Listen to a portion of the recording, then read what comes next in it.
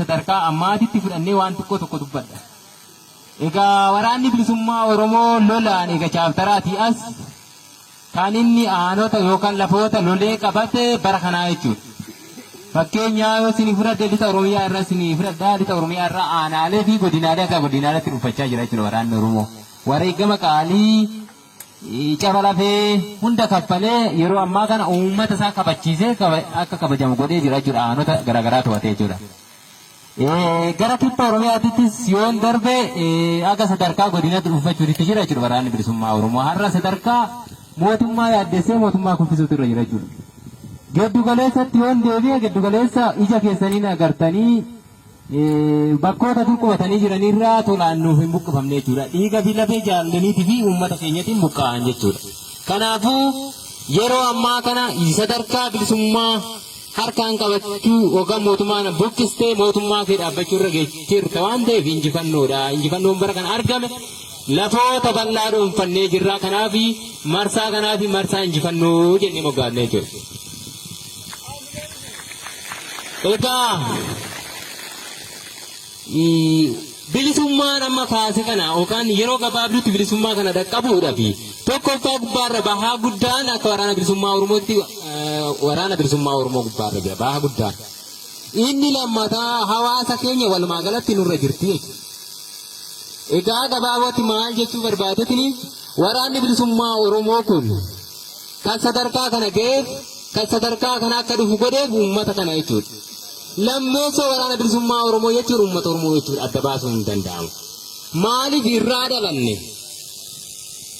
Egaa irraa dhalanne immoo bakki namni namarraa dhalate bakka itti namarraa bahu hin jiru waan ta'eef waraana bilisummaa Oromoo jechuun uummata Oromoo jechuudha. Qabsootan immoo waraanni bilisummaa Oromoo wareegama saarsa barbaachisu qabbalee afaan qawweetiin galmaan gaahee bahe malee waan addatti uummata Oromoo irraa adda baasu hin jiru jechuudha. Kanaafuu uummanni Oromoo kaadirirraa dadhabbii guddaa wareegama guddaa kaffalaa jirta waraana bilisummaa Oromootirraa. Kanaafuu uummanni Oromoo amma immoo dachaadhaan injifannoowwan argame kan akka sharafamnee fi injifannoowwan kanarratti injifannoo galmeessinee Oromiyaa walaboonsuu fi bahaa guddaan ammas uummata Oromootii fi waraana bilisummaa Oromoo callaa gubbaa jira gara biraarraa eegnu jechuudha. Kanaafuu uummanni Oromoo ammas itti of qopheessaati dadhabbiis wareegama barbaachisu kaffallee boo'icha barabaraa kana keessa obbaasuuf hundi keenya iyyuu nus isinis asumaan dhaamsi koo kana qopheessuu qabdan kaffaluu qabna aarsaa kaffallee of kabachiisuu qabna jechuudha. Kanaaf immoo yoon kana jedhu waraanni bilisummaa Oromoo uummata Oromootirraa dhalatee isiniin jedheera jalqaba gubbaa. Uummanni Oromoo uummata gaanfa Afrikaa kana sochoosuu danda'u gaanfa Afrikaatii miti addunyaa sochoosuu danda'u. Kanaaf seenan lafa jira ragaadha jechuudha.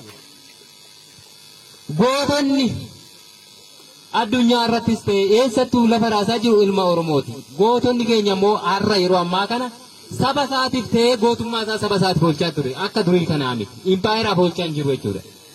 Kanaafuu gootummaa isaa ilmi keessan wareegamni kaffalaa jiru biyya isaa Oromiyaadhaaf ta'atii jira jechuudha. Kanaafuu tokkummaa jabduudhaan alatti yoo gootummaa yoo jabummaa kan Oromoo caaluu hin jiru gaafa Afrikaatii fi addunyaa sodaachisuu nama dandeenyu gaafa Afrikaatii irratti nama nagaa buuse nama sabatiinsa uume har'a gabroomnee jirra. Gabrummaa kana keessa immoo ilmaan keessan bira dhaabbattanii gaafa Afrikaatii fi addunyaadhaaf nagaa buusu nuti murteessadha. Uummanni Oromoo murteessadha. Waraanni bilisummaa Oromoo murteessadha waan ta'eef kanaafuu kanarra dachaadhaan hojjennee boo'uu dhiisnee gadduu dhiisnee wanta nurraa eeggamu baanee addunyaa tanarratti gaanfa Afrikaatti irratti nagaa buusuudhaaf ilmaan keessan bira dhaabbadhaa isinii jedha. Gama biraati waraana bilisummaa Oromootiin waan har'a baratte kana barattee asitti baate kana kanatti hojjetu saba keetiif ta'uu qabaa jedha. Saba keetiif oolchuu qabda. Aarsaa keetiif aarsaa nati kaffaltu uummata keetirra waan ga'uudhaa deemu tokko sirratti dhumachuu qabasiin jedha. Akkasitti irbuu garte ammallee. Kanaafuu hawaasni keenyallee kana hubattanii waraanni kun isinuma biraa ba'ee uummata Oromoo keessaa ba'ee gara biraatiin baane hanqinoonni tokko akka namaatitti jira taana sodaa tokko malee ifaan ifatti hanqina isaa itti himu dadhabdee taanaan ittimte akka inni sirraa godhuu malee walirratti dubbachuun Oromoo irraa feesisu siniin jedha. Waraanni woboon hammaata taanaan uummata Oromooti hammaate akkasiin qubanaa qabaatu. Fakkeenyaaf waraanni kun maraatara taanaan uummanni Oromoo maraatara. Gaachanni uummata kanaa gaachanni uummata Oromoo woboo malee waan biraa hin qabdan. Kana ammoo woboon hankina qaba taanaan ilmaan keessan nu gorfadhaa hayyoota hedduutu siin keessa jira. Nu gorsuu callaa miti akkaataa itti tarkaanfannu akkaataa itti deemudha malee waan sinitti mul'ata keessan waraana bilisummaa Oromooti qooda. Akkan odoo ta'anii Oromoon yeroo gabaabduutti bilisummaa keenya qabna tajaajila tokko namaaf heeru kenna. Ormaafuu kennaa turre dirqiidhanis ta'u tolaanis ta'u har'a immoo ilmi kee sin dirqisiisu. Kanaafuu dafqa humna keetii qabeenya kee sammuu kee beekumsa kee walabummaa fi bilisummaa uummata Oromooti oolchaa isin jedha hawaasa keenya.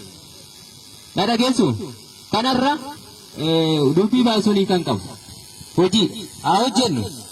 Uummadni taalaalu uummadni tarra Tigree alaalu dhiiraadhaan mudhii hidhatanii waraana isaanii duuba deemanii hojjechaa jirtu gahaa miti malee ammas garan hundi keenya iyyuu uummanni Oromoo hidhachuun feesa maaliif jennaan qawweeran cabse waan ta'eef hin baara kanaafu haga namni fayyaa qabu namni waraanummaadha ooluu danda'utti waraanni bilisummaa Oromoo yoo qawwee diinarraa hiikkata si barsiisee sitti duudhaaf qopheessi uummata Oromoo kan nu qabachiisu qawweeran cabne qawwee ta'uusaa hubadha. Kanaafu gabaabumatti hojii itti abobbaanu itti imalu woboon hojii qaba uummanni Oromootis hojii qaba hojii isaasan woboonis bahachuudhaaf dachaadhaan irbuu seenaatii jira uummanni Oromootis dachaadhaan kan durirra hojjechuudhaaf irbuu seenaa siniin jedha. Kanaaf waan dhaggeeffataniif galatooma haganuma sinii jechuu barbaade.